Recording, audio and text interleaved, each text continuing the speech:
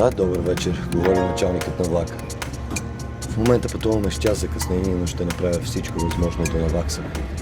Hi, I'm Jules Vésigot-Wahl, director of the Land of Slumber, or Zemljata Koyatonespí in its original Bulgarian title.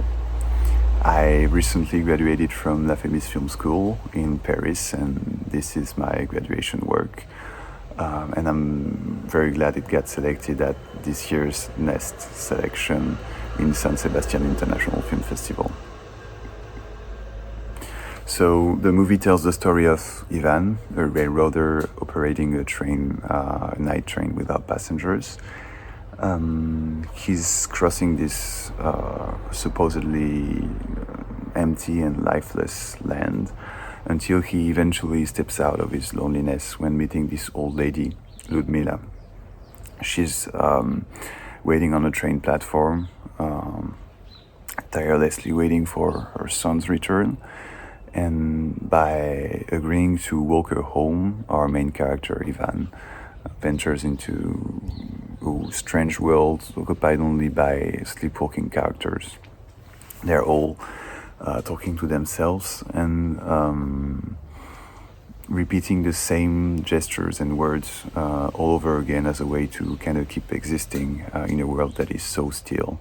So that's the story.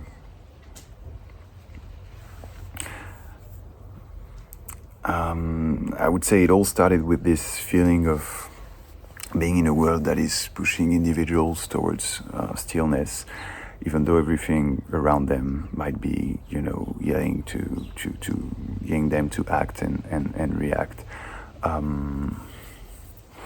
I was picturing these characters doing their best to keep the movement going and to stay alive, even though everything, around them the energy was being sucked out of everything and leaving them in this huge sort of still life of a world.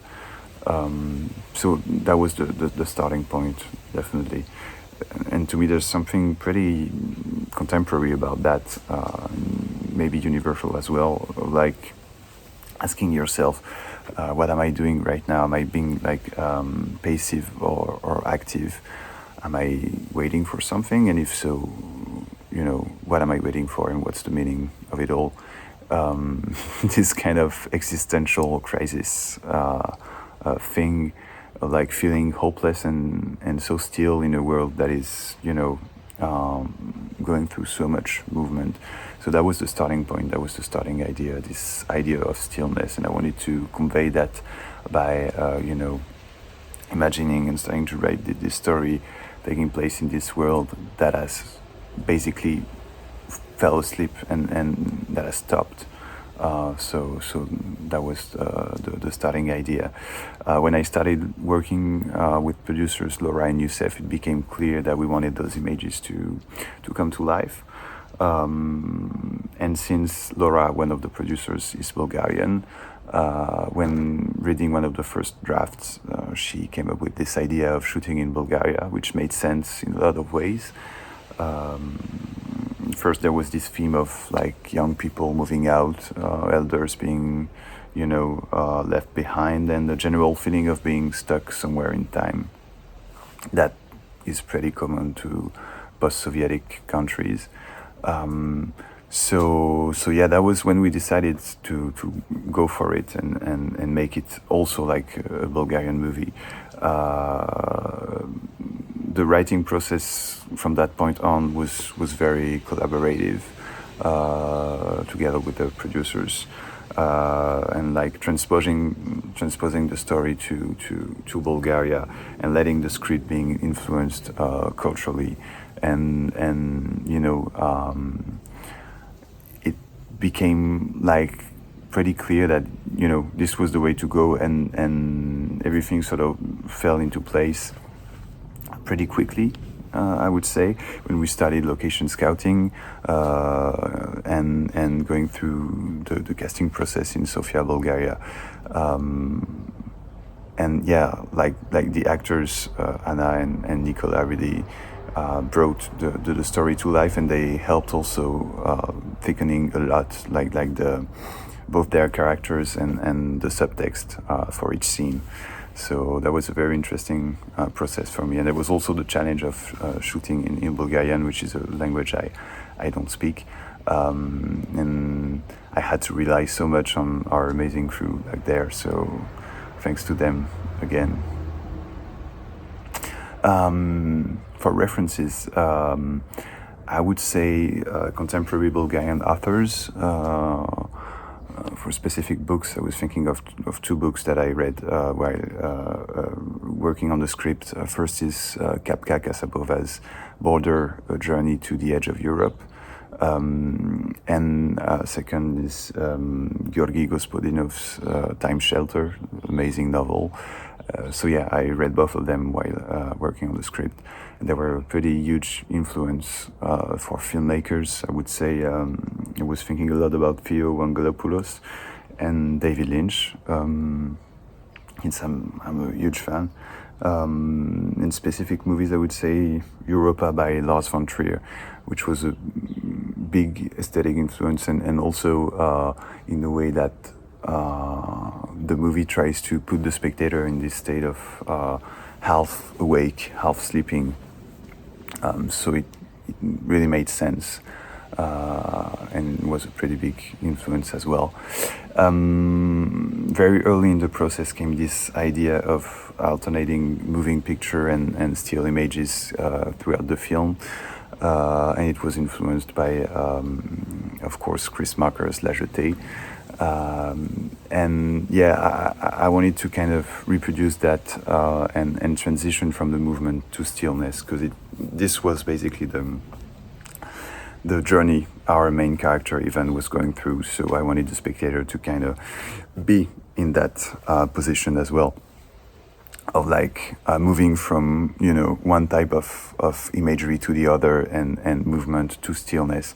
So when rewatching La Jetée, I was absolutely amazed by how, as a spectator, we are very active when watching the movie, and we're sort of filling the gaps between each picture, recreating the movement, and at the end of the movie, we're like stuck with this feeling of escaping from a dream.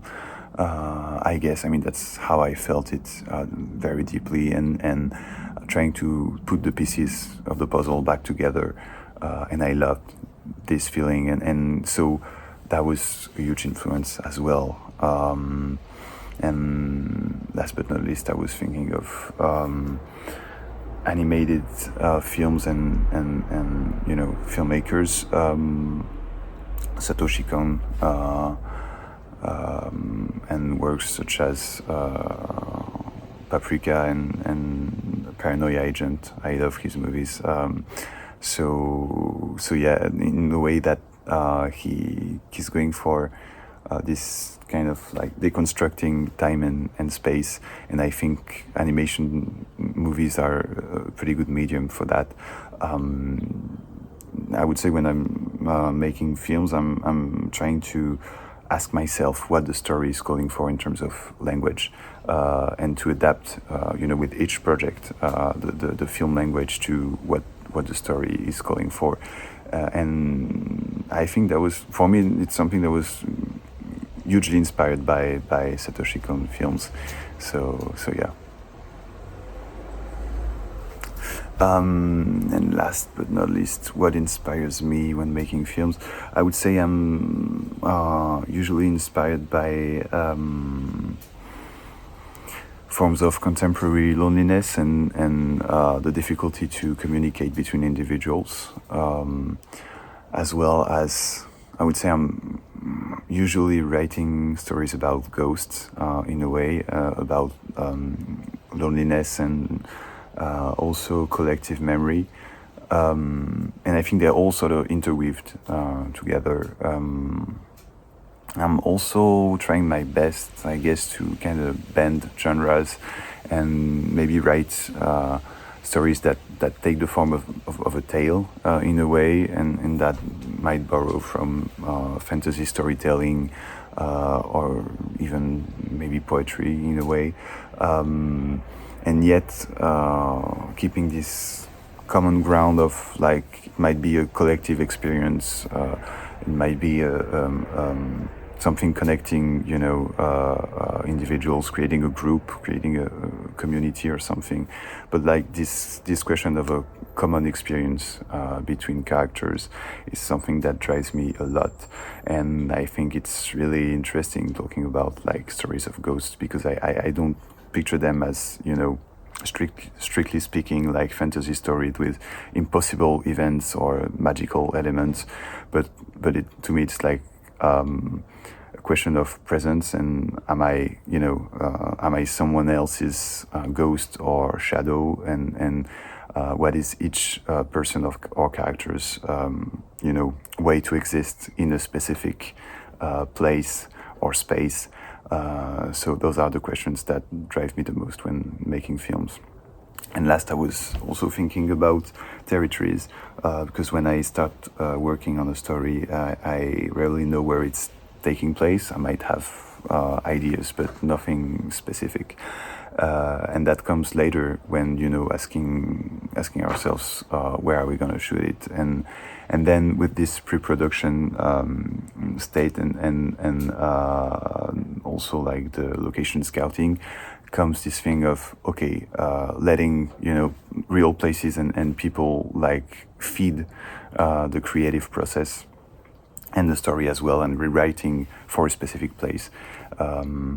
And I think that is something I find very fulfilling in the process of filmmaking, and I love being, you know, kind of out of my comfort zone in this way. So yeah, that's also why this specific project, The Land of Slumber, was very fulfilling to me in so many levels. And thanks again to every person who made this possible and who got involved at some point. Thanks again, and thanks for listening to me.